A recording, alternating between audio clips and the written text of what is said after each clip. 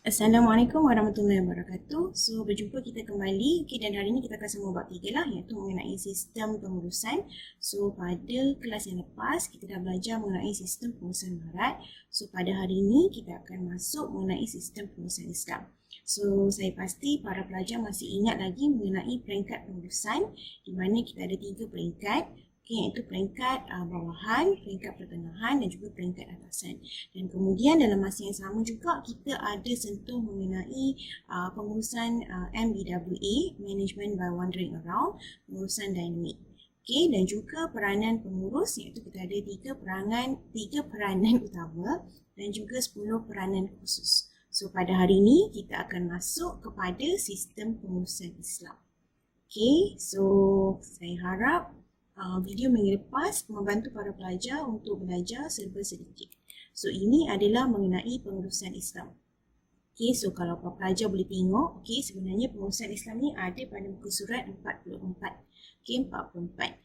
Okay, so ni daripada muka surat 44 lah. Okay.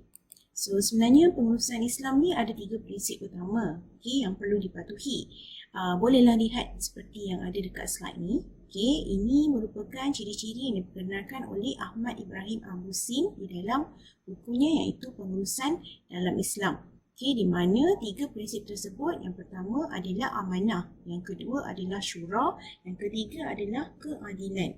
Okay, dan ketiga-tiga prinsip ini sebenarnya adalah prinsip memainkan peranan di dalam sesebuah organisasi Islam sebenarnya. So kita akan lihat setiap prinsip ini, okay, beserta dengan contoh. Okey pelajar, ciri-ciri dalam sistem pengurusan yang pertama yang kita akan belajar pada hari ini adalah ciri amanah. So kita akan lihatlah, okey, slide ciri amanah tersebut. Okey, kejap saya buka slide dahulu. Okey, yang ni, di mana kalau kita lihat dalam ni adalah amanah merupakan nilai utama di dalam pengurusan Islam. Okey, di dalam amanah itu sendiri, okey, pengurus perlulah kita kata menjalankan kerjanya dengan sebaik-baik mungkin lah. Okay. So kita lihat dekat sini, sebenarnya amanah ni merupakan antara sifat asas lah yang perlu ada di dalam diri manusia. So yang kita ada di paparan skrin sekarang merupakan ciri-ciri amanah tersebut. So, ciri-ciri pertama adalah individu ataupun pengurus perlu bekerja dengan jujur dan ikhlas. Okay. Di mana pengurus tidak menipu dalam melaksanakan kerjanya, lebih kepada menyempurnakan kerja berbanding dengan ganjaran yang diterima. Di mana pengurus itu sendiri buat kerja dengan baik supaya kita kata dia tak harapkan apa-apa ganjaran daripada dunia. Sebab apa? Kalau kita lihat bahawa ganjaran akhirat antara kenapa pengurusan Islam itu wujud. Okay? So kita nak setiap individu, okay, Muslim itu melaksanakan kerjanya ataupun amanah yang diberikan kepadanya dengan baik. Sebab tu saya selalu tekankan amanah tu dalam kita punya perbuatan seharian lah. Sebab kalau tak ada sifat amanah tu, sebenarnya dia akan menyusahkan banyak pihak lah. Okay? Maksudnya contoh pengurus akan menipu, menggunakan jawatan ni semata-mata, bekerja pula akan curi tulang, mengular dan sebagainya. Okay, yang kedua adalah pengurusan masa dengan baik. So kat sini kita lihat bahawa pengurus perlu menjadi model terbaik kepada pekerja dengan menunjukkan nilai yang baik kepada pekerja. Okay, di mana kalau kita lihat kat sini pengurusan masa tu amat penting lah. Okay, di mana pengurus akan masuk kerja tu diikut, kita kata ikut masa bekerja yang telah ditetapkan. Okay, ikut masa bekerja yang telah ditetapkan adalah dia tidak menyalahgunakan kuasa, di mana dia tak balik sesuka hati, dia tak masuk sesuka hati dan sebagainya. Dan juga bila diberikan tugasan, pengurus akan kita kata melaksanakan tugas itu dengan baiklah. Okay. Yang ketiga adalah tiada kepentingan peribadi, di mana pengurus tidak menggunakan jawatan untuk mendapatkan keuntungan peribadi. So kat sini kita lihat bahawa kalau zaman sekarang ni rasuah banyak berlaku adalah disebabkan oleh kerana tiada sifat amanah. Okay. Kerana tiada sifat amanah tersebut. So kita lihat kat sini, bila pengurus ataupun orang atasan kita tu tidak menggunakan kepentingan peribadi ataupun sesiapa lah bekerja bersama, tidak menggunakan for diorang punya interest, okay, untuk diorang punya kepentingan peribadi sendiri. So kita kata tugas tu akan jadi lebih baik lah. So penyalahgunaan kuasa tu tidak akan ada di dalam sebuah syarikat. So saya nak juga cakap, okay, kepada para pelajar, okay, contoh-contoh lain adalah kalau kita lihat dekat jalan raya kan, kita tengok orang bawa kenderaan. Okay, walaupun dekat kita kata signboard tu kata okay, had limit adalah 90 km sejam. So kita akan lihatlah di mana ada juga yang akan bawa lebih, ada juga yang akan bawa ikut had tersebut. Tapi kebanyakannya akan membawa kereta tu kita kata tidak mengikut had tersebut. Okay, kecuali kalau ada AES kamera, awak akan tengok ramai-ramai akan slow dekat satu kawasan. Sebab apa? Sebab mereka tahu bahawa jika mereka tidak amanah suatu lalu ataupun ikut apa yang telah ditetapkan peraturan tersebut, so mereka akan didenda lah, akan disaman kita kata kat situ. So oleh itu kita dapat tengoklah kat sini bahawa sifat amanah tu dalam diri manusia tu amat sukar lah, amat susah untuk ada. Okay, sebab tu kita kena ada sifat amanah ataupun pengurus kena ada sifat amanah. So ini antara ciri-ciri amanah yang ada lah. Okay, sebab amanah tu berat kan, so kita kena ambil tahu juga. Okay, seterusnya kalau kita dapat lihat adalah syura. Okay, kalau kita lihat dekat sini, okay, syura adalah dia punya definisi adalah penyertaan atau penglibatan pekerja dalam proses membuat keputusan itu sendiri, di mana pekerja diberi peluang untuk mengenal pasti masalah kerja dan memperbaiki hasil kerja mereka. Okay, kita tengok kepada syarat yang pertama. Okay, dalam melaksanakan syura, okay, perkara-perkara yang dibincangkan di dalam syura itu mestilah tidak bercanggah dengan syarak. Okay, dekat sini sebenarnya, okay, kalau para pelajar boleh tengok, okay, dekat sini sebenarnya pengurus tidak boleh menggunakan syura untuk meluluskan aktiviti yang bercanggah dengan Islam, di mana perkara-perkara ataupun hal-hal yang bercanggah di dalam Islam tidak boleh dibincangkan di dalam syura. Okay, yang ni adalah perkataan depan boleh tu kita tambah tak. Okay, so nanti semua tambah maafkan saya. Okay, sebab tertinggal. Okay, so kita lihat kat sini contoh dalam hal menutup aurat lah, kerana ini telah jelas dalam Al-Quran.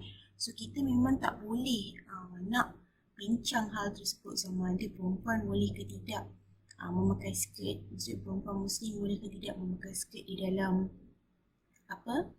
di dalam tempat kerja dan sebagainya. Sebab kita dah nampak hal tersebut memang telah diletakkan dalam Quran, tetapkan dalam Quran bahawa hukumnya adalah haram jika perempuan membuka aurat. Okay, yang kedua adalah hak-hak pengurusan. Okay, di mana pengurusan telah diberikan hak, diberikan hak dan tanggungjawab dalam mentadbir organisasi.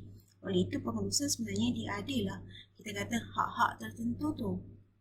Okay, antaranya adalah hak memilih pekerja dan bekerja untuk pembahagian tugas. So kat sini kita kata tak perlulah nak bawa ke syura tu. Okay, maksudnya nak minta pandangan pekerja. Sebab apa? Pihak pengurusan yang kita kata tadi, pengurusan atasan, bawahan, pertengahan, diorang ada hak diorang dalam mencari ataupun kita kata mencari pekerja, merancang strategi dan sebagainya. Itu kita kena lihat balik lah. Tak boleh lah kita kata oh tak adil sebab ini tak guna konsep demokrasi. Patutnya pasal gaji kita kena tanya semua orang. Okay, nanti dia susah. Maksudnya pengurusan tak ada hak bersuara ataupun tak ada hak dalam mengurus pekerja. So dia akan jadi lebih sukar. So ada perkara yang boleh dibawa ke syura, ada perkara yang tidak boleh dibawa ke syura lah.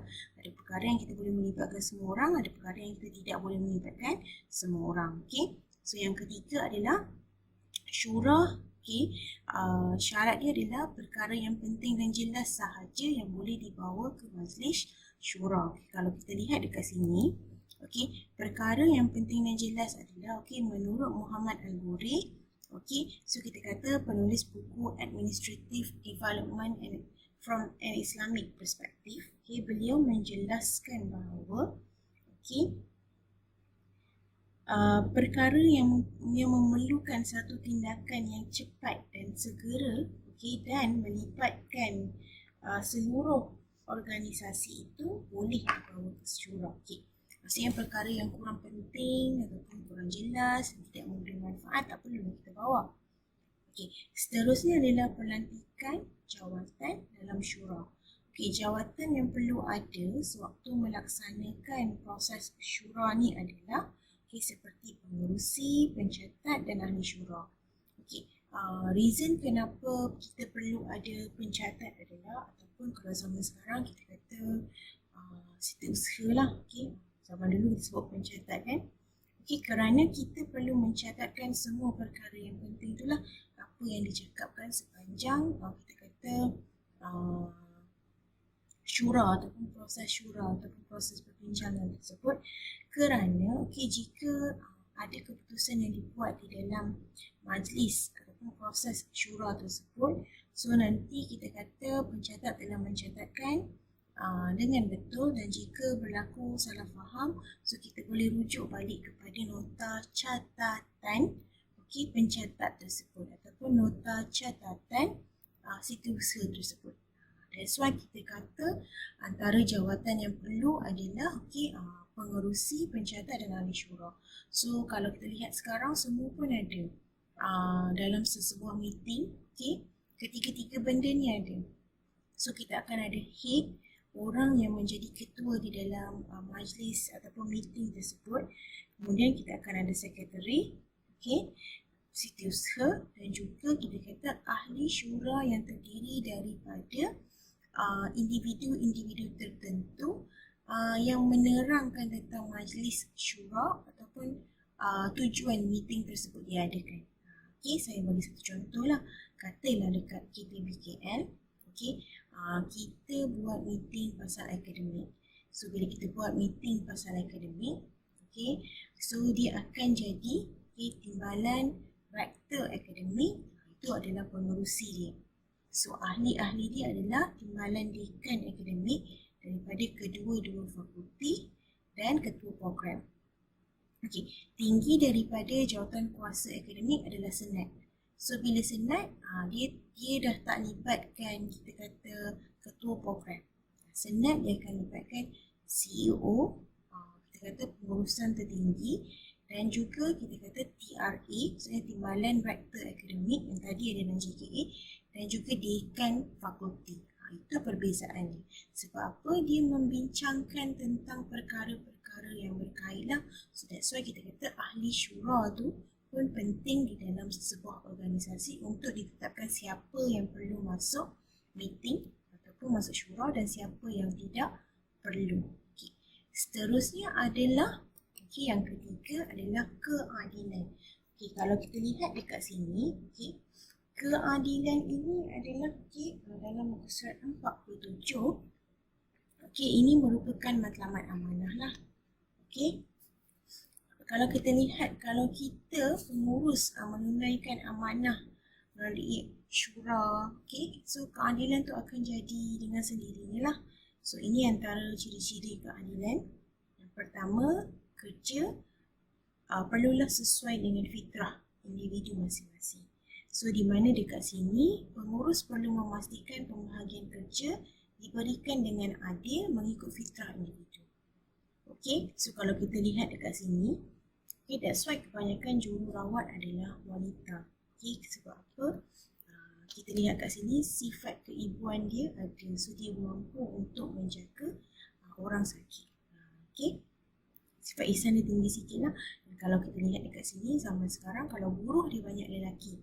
Kenapa? Lelaki mempunyai kuatan ataupun daya kita kata tubuh badan yang lebih kuat berbanding wanita.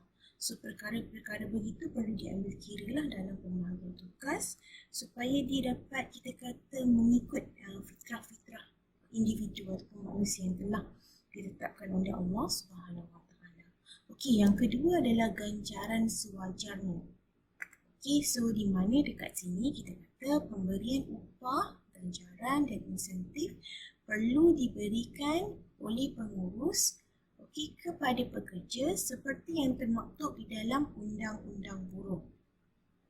Okey, so perkara-perkara lain seperti kita kata kerja lebih masa, cuti pun perlu diambil kira. Bukan sekadar yang basic je, okey, perkara-perkara ekstra yang pekerja buat pun perlu diberikan ganjaran yang sewajarnya. Okey, konsep keadilan itu tidak mengambil ciri-ciri ganjaran sahaja. Okay, malahan kalau kita lihat hukuman sewajarnya pun ada. Okay, di mana pengurus perlulah memberikan hukuman kepada pekerja. Okay, pekerja jika mereka membuat satu kesalahan.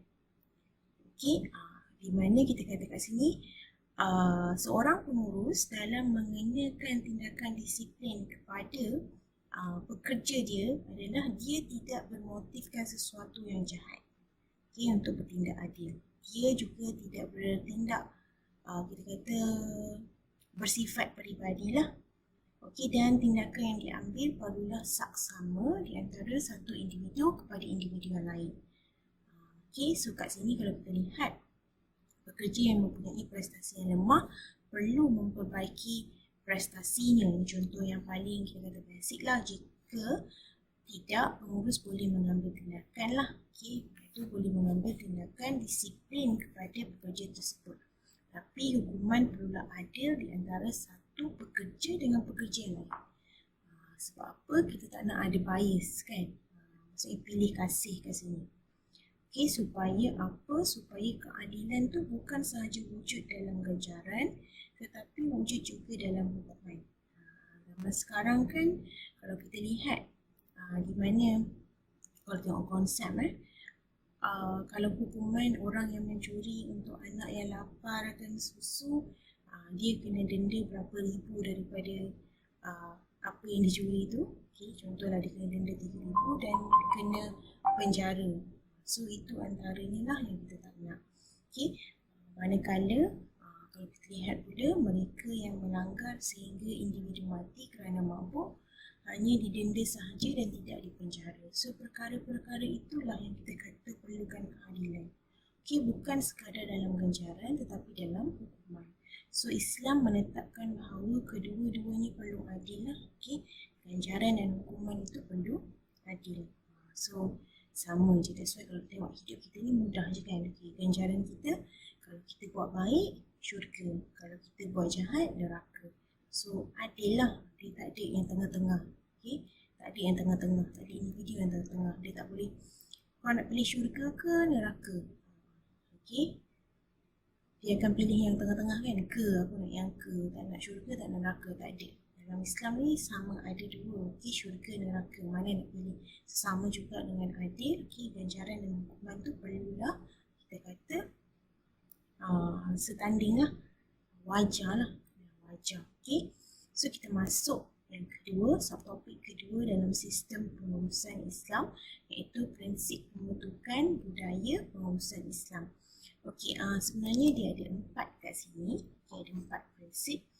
Okay, iaitu dalam buku surat 48, kalau pelajar boleh tengok. Okay, iaitu pertama adalah budaya setempat. Okay, kedua adalah agama kepercayaan. Ketiga adalah pembangunan teknologi. Dan keempat adalah ilmu kemahiran. Okay, kalau kita lihat yang pertama ni adalah okay, apa dan kenapa. Okay, untuk prinsip budaya setempat adalah amalan dan tingkah laku yang diamalkan, okay, apa perlu berasaskan kepada rumpun dan suasana masyarakat. Okay, kerana apa pengurusan Islam ini penting?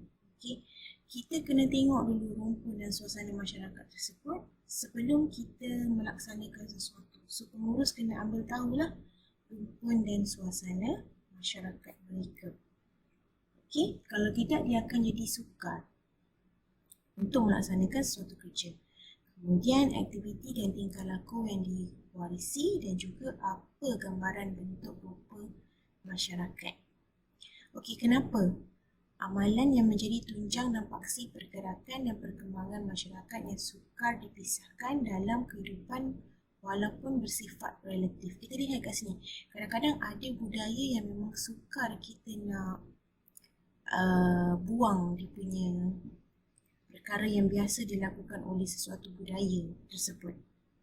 Okay, so that's why kita kena tengok dulu suasana masyarakat tu bagaimana mereka melaksanakan sesuatu. Okay, so kita tengok satu benda lah. Okay, dekat Malaysia kan kalau kita tengok, kalau lelaki, pegang tangan lelaki tu dia kena apa tu? Kan, gay ke orang tu dan sebagainya. Okay, kalau awak tengok kan, okay, tengok negara Bangladesh ataupun Bangladesh punya warga negara, dia orang kalau jalan memang dia nak akan pegang tangan kawan dia orang. Perkara tu kita kata adalah budaya mereka, budaya yang mereka laksanakan. So kita tak boleh nak ada persepsi buruk kerana perkara tu memang perkara yang mereka lakukan di negara mereka. Tak bolehlah kita macam pegang tangan kawan dia semesti gay. Benda tu tak boleh lah. Sebab apa? Kita faham bahawa itu adalah perkara yang mereka lakukan. Maksudnya budaya yang mereka buat lah. Okay, berpegangan tangan itu adalah kita kata benda yang biasa mereka lakukan. So itu adalah kita kata budaya setempat tu lah. Okay. Kemudian prinsip yang kedua adalah agama kepercayaan. So apa? Kita akan lihat kepada kepercayaan dan ketundukan individu dalam masyarakat, di mana kita akan lihat penglihatan dalam bentuk kerohanian, aspek ketuhanan dalam peribadatan dan juga pengisian kekosongan jiwa. Kenapa benda ni penting? Kerana pedoman yang berasaskan keagamaan adalah suatu yang mutlak sifatnya dan berkekalan dan tidak mengalami sebarang perubahan daripada segi prinsipnya.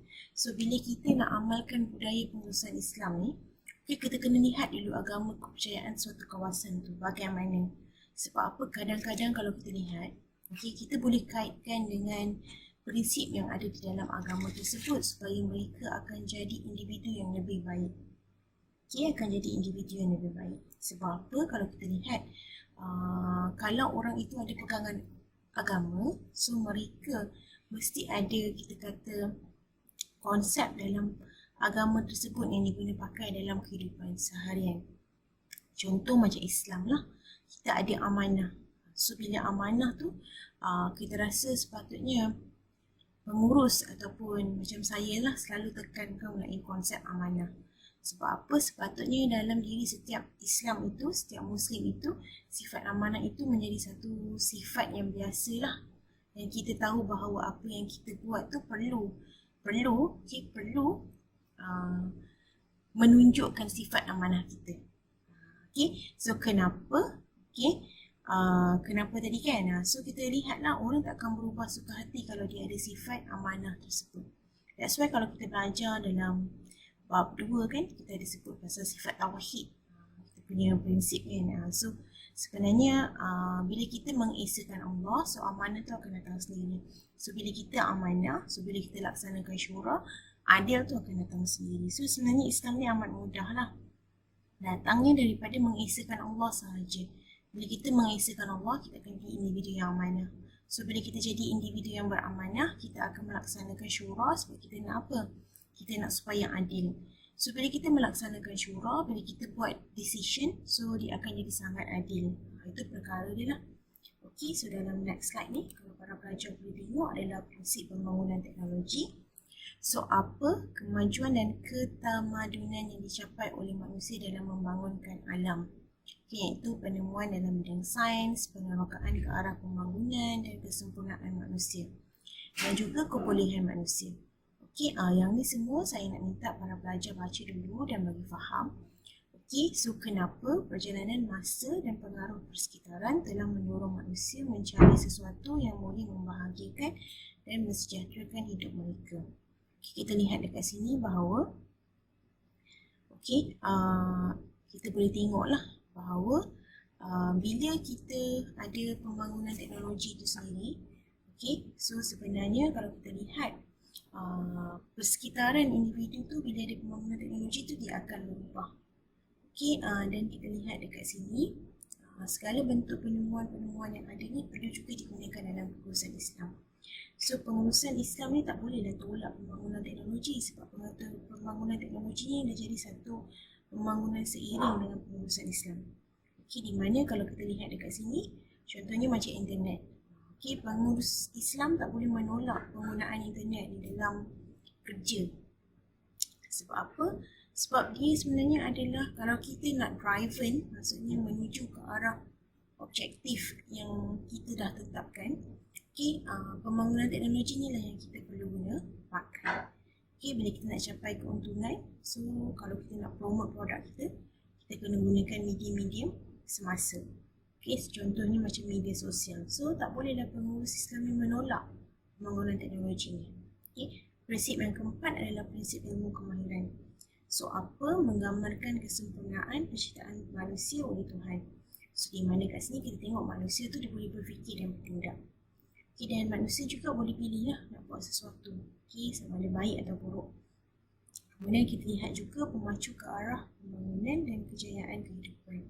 So, bila manusia ni boleh berfikir, manusia ni boleh kita kata memilih sama ada nak jalan A atau jalan B.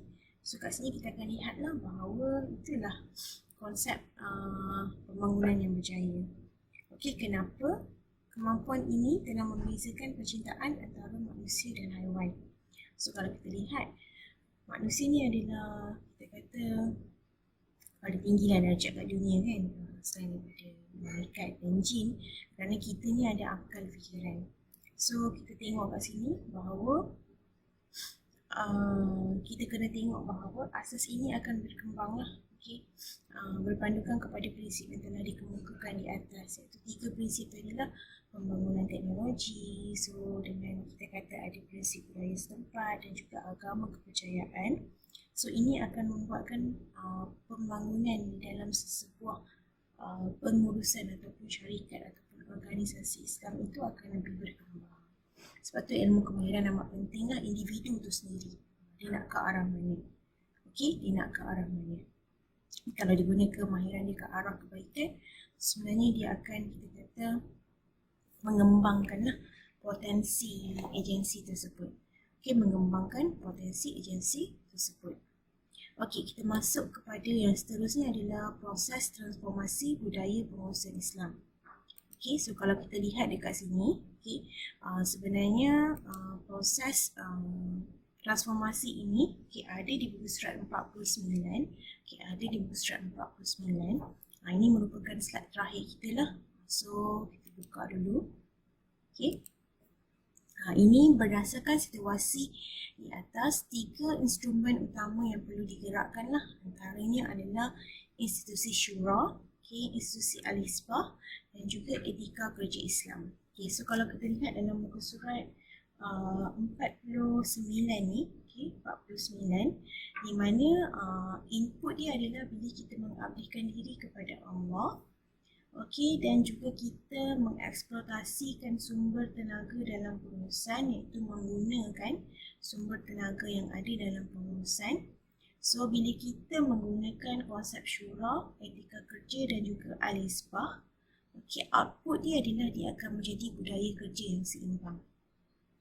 So gabungan dua input tu, melalui proses yang kita kata di tengah-tengah tadi ni. Nah, ni prosesnya, proses yang tengah-tengah ni. Akan menghasilkan output yang pertama, budaya kerja yang seimbang. So that's why pengabdian diri kepada Allah tu penting. Mentauhidkan Allah tu penting. So bila kita menggunakan sumber yang ada, sebab Allah katakan bertibaranlah kau di muka bumi ini, dalam mencari rezeki. So Allah benarkan kita gunakan sumber-sumber yang ada kat muka bumi ini. So bila kita mengabdikan diri kepada Allah, so budaya kerja kita akan seimbang. Sebab kalau kita lihat tujuan pengurusan Islam itu sendiri adalah mencapai al-falah, kebahagiaan dunia dan akhirat. Itu maksud budaya kerja seimbang. Bukan kita kerja dunia sahaja. Bukan kita kejar keuntungan dunia semata-mata dalam bentuk wang ringgit, tapi kita juga mengejar, kalau kita lihat, mengejar juga kita kata tadi keuntungan di akhirat. Di mana kalau kita lihat dalam Islam itu sendiri, kita sebenarnya nak mencapai keridaan Allah Subhanahu Wa Taala. Kita buat semua benda ni kan, macam awak belajar, saya kerja, semuanya nak capai keridaan Allah Subhanahu Wa Taala. Itu maksud budaya kerja seimbang. Bukan semata-mata fokus kepada kita kata dunia semata-mata. Sebab tu kita kata Islam ni berbeza dengan Barat kerana Barat tu dia lebih kepada mengaut keuntungan dunia semata-mata, tetapi kalau dalam Islam ni dia lebih kepada untuk dunia dan akhirat. Okey? Okey, para pelajar, kod kelas untuk hari ini adalah amanah. Okey, kod kelas untuk hari ini adalah amanah. A-M-A-N-A-H. So, para pelajar boleh masukkanlah dalam kedatangan pada hari ini dan juga submit kepada saya dalam Google Form itu. Okey, jika kod kelas salah, so macam biasalah, kedatangan tidak akan diambil. Okey? Dan jika kita lihat, input pertama dalam buku, kalau masing-masing boleh tengok, buku surat 49, pengabdian diri kepada Allah, dan juga jika individu itu mengeksploitasikan sumber tenaga dalam pengurusan, dan jika yang ketiga, etika dalam perjalanan operasi pengurusan, dan jika dia mengamalkan konsep syura, etika kerja dan al-isbah, dia akan mendapat output yang kedua lah, melaksanakan tanggungjawab keadilan. So, di mana dia akan melaksanakan tugasan ni dengan adil lah dalam semua perkara. Okey, ini adalah proses yang perlu lalui lah untuk capai output tu. Okey, input tu macam bahan. Nanti saya cerita pasal input. Apa beza input dan output tu. Okey, kalau kita ada input semua ni, empat-empat ni, mengabdikan diri kepada Allah. Okey, mengeksploitasikan sumber tenaga dalam pengurusan, etika dalam perjalanan operasi perusahaan, dan budaya masyarakat seimbang. Jika kita melalui proses yang di tengah-tengah ni tadi, syura, etika kerja dan al-isbah, dia akan menghasilkan output, iaitu melahirkan organisasi dan masyarakat yang saksama. Okey, apa beza input dengan output? Okey, kenapa kita kata tambahan input tu akan menjadikan output yang berbeza? Okey, kita lihat dekat sini contoh, bila awak nak masak something, kan? Contohlah, awak letak tepung, awak letak telur, kemudian awak letak ikan bilis. Dia akan jadi cucuk ikan bilis. Kalau awak letak tepung, awak letak telur, awak letak bawang, dia akan jadi cucuk bawang. So, that's why kita kata, apa input yang kita letakkan tu akan menghasilkan output yang berbeza. Dia tak ada awak letak tepung, telur, awak letak bawang jadi pancake. Tak ada. Okey, dia akan jadi cucur bawang. Tu maksud dia. Sama juga apa yang proses dia adalah, proses yang macam kita cakap tadi, syura, etika kerja dan al-isbah. Proses jemput-jemput tadi adalah menggaulkan, kemudian meletakkan di dalam minyak panas. Itu output dia baru akan menghasilkan cucur bawang. That's why kita tengok bahawa kita kata input itu amat penting. So, input tu tak boleh satu. Kan? Kalau awak kita katalah, kalau input tu kita mengabdikan diri sahaja kepada Allah, terus melalui proses syura, etika kerja dan al-isbah, dia tidak akan menghasilkan output apa-apa. Sama juga macam cucur tadi. Katalah dia punya basic adalah tepung sahaja. Terus melalui proses menggaul. Kemudian masuk ke minyak. Jadi apa? Tak ada apa-apa kan output dia. That's why dalam input tu dia perlu ada dua perkara. Okey, dua perkara. Okey, maksudnya kalau input dia, macam cucur tadi, tepung, tambah telur, melalui proses penggaulan dan masuk ke minyak panas, dia akan menghasilkan cucur kosong. Okey?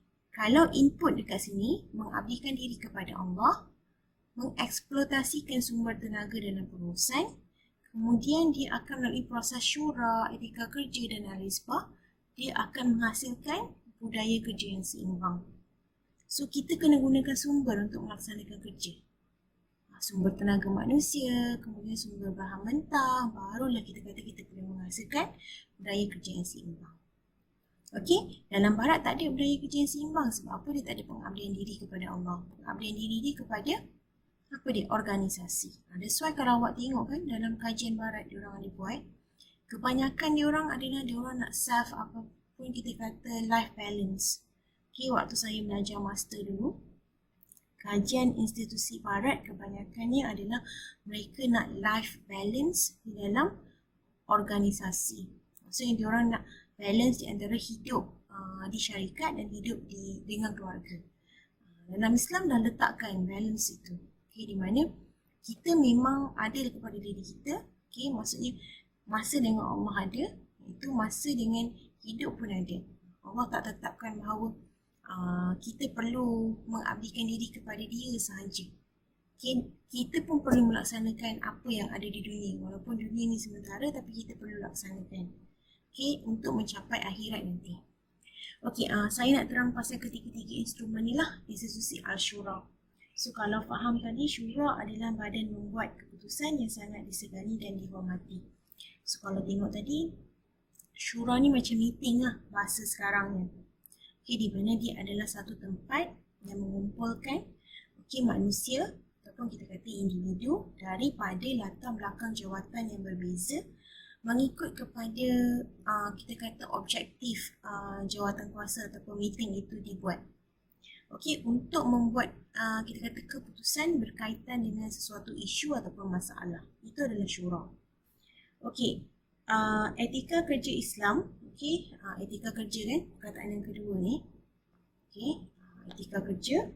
Okey, dia adalah lebih bersifat mutlak dan juga kita kata kat sini universal. Dia lebih sifat mutlak dan juga universal. Okey, mutlak, praktikal dan universal. Itu adalah etika kerja dalam Islam lah. Di mana kalau kita lihat mutlak itu bermaksud, okey, kalau kita lihat dalam Islam kita tidak boleh melakukan perkara ataupun kita harus sentiasa mengamalkan amal makruf nahi mungkar. Betul tak? So kat situ kita dapat lihat lah. Okey, saya nak pandang dulu. Kalau saya buat image lain jadi juga macam tu. Okay, amal makruf nahi munkar. Mutlak di situ adalah perkara-perkara yang memang telah digariskan adalah haram. Maksudnya perkara yang memang salah daripada sudut pandang Islam, so kita tak boleh buat dalam kita kata syarikat ataupun organisasi kita. Contoh mengambil sumber haram, kemudian menggunakan ke arah yang tidak baik dan sebagainya. Okey, dan kemudian kita kata praktikal. Maksudnya kalau kita lihat sebenarnya boleh diguna pakai oleh sesiapa, Islam dan bukan Islam. Okey, sebab kita ada sifat amanah. So dalam sebuah organisasi kita kata barat ke Islam, amanah tu perlu ada. Kan? Diorang sebut etik. Etik, betul tak? So etik diorang antara salah satunya adalah be responsible. So sama equal tu amanah. Okey, be responsible towards your job. Maksudnya bertanggungjawab ke atas tugas yang diberikan. So amanah pun sama. Bertanggungjawab bukan ke atas tugas saja, tapi ke atas diri kita. Okey, dan juga universal lah macam saya cakap tadi. Bukan sahaja golongan ataupun Islam sahaja yang boleh guna pakai etika kerja ni, tapi non-Muslim pun boleh menggunakan pakai etika kerja yang sama. Okey, kerana kalau kita lihat etika kerja Islam ni, dia bukanlah sesuatu yang sukar untuk kita follow ataupun ikut. Dia sebenarnya mudah. Okey, kalau tengok mengenai konsep keadilan, ia disebut dalam teori-teori barat. Contoh macam ganjaran, upah, insentif, pembahagian tugas, semua tu dah ada dalam Islam. Cuma kita tak ada dalam bentuk teori. Okey, macam mana? Okey, ini adalah apa yang Rasulullah buat secara ataupun teori yang dikeluarkan oleh Rasulullah. Tiada. Kita lebih kepada sunnah, perkara yang kita kata apa yang dibuat menjadi ikutan. Tapi kita lebih kepada asas lah, asas yang dipegang oleh khalifah-khalifah terdahulu, sarjana-sarjana terdahulu dan tokoh-tokoh terdahulu dalam menguruskan organisasi. Okey, sebab apa? Kalau kita lihat yang paling penting sekali adalah amanah. Tauhid, mengesahkan Allah, perkara-perkara tu. So yang lain tu akan datang dengan sendirinya. Okey, itu konsep di dalam pengurusan Islam. Okey, so kalau ada masalah, okey, seterusnya, maaf lupa pula. Okey, kemudian kita ada kawalan pengurusan lah, iaitu Al-Hisbah. Al-Hisbah di sini adalah kita kata adalah badan kawalan pengurusan yang bertanggungjawab dalam menguruskan sesuatu lah. Ini kita panggil pengurusan tertinggi tu. Okey, so kita kena ada mereka yang menguruskan sesuatu ini. Okey, yang menguruskan organisasi ini. Okey, so saya harap mengenai jadual yang kita ada ni, transformasi budaya dalam pengurusan Islam ni, para pelajar boleh faham. So jika ada sebarang masalah, boleh DM saya atau tanya saya, dan insyaAllah kita akan review sedikit mengenai pengurusan Islam punya sistem ni, okay, di dalam kuliah yang akan datang, yang kita akan jumpa dalam Google Meet. Okay, so saya harap pembelajaran pada hari ini dapat membantulah para pelajar faham mengenai sistem pengurusan Islam yang kita ni tiadalah teori khusus seperti Barat, tetapi kita lebih kepada prinsip-prinsip yang telah diguna pakai oleh Khalifah ataupun Rasulullah SAW dalam pemerintahan mereka yang terdahulu. Dan prinsip-prinsip yang kita kata tadi, etika kerja yang mereka gunakan tadi kan, sama macam penerangan pada muka surat 49, dia universal, practical dan evergreen. Maksudnya boleh digunakan sampai bila-bila. Okay, that's why macam nama Muhammad, dia forever, dia evergreen. Okay, dia macam takkan outdated. So that's why pentingnya lah kita kata pengurusan Islam ni dalam sebuah organisasi, bagi kita kata pengurus tu faham bagaimana mengendalikan syarikat ataupun organisasi mengikut kepada syariat ataupun syarak yang telah ditetapkan oleh Islam itu sendiri. Okay, so sekejap ya. Okay, so, itu sahaja untuk hari ini. Okay, kita akan berjumpa lagi di dalam kuliah yang akan datang. So insyaAllah saya doakan semoga para pelajar dipermudahkanlah untuk memahami bab ini. Okay, dan macam saya selalu cakap, bila tidak berdepan ni, dia akan kurang sikit nak bercakap. Sebab apa? Susah. Sebab tak ada interaksi kan, one way interaction saja. Saya bercakap dengan kamera, kamera bercakap dengan saya. So that's why kita akan buat perjumpaan Google Meet lah, supaya kita boleh review kan dengan cepat macam ERL hari tu. Okay, untuk bab-bab yang kita dah belajar. Okay, dan saya harap para pelajar enjoy lah. Okay, Assalamualaikum warahmatullahi wabarakatuh.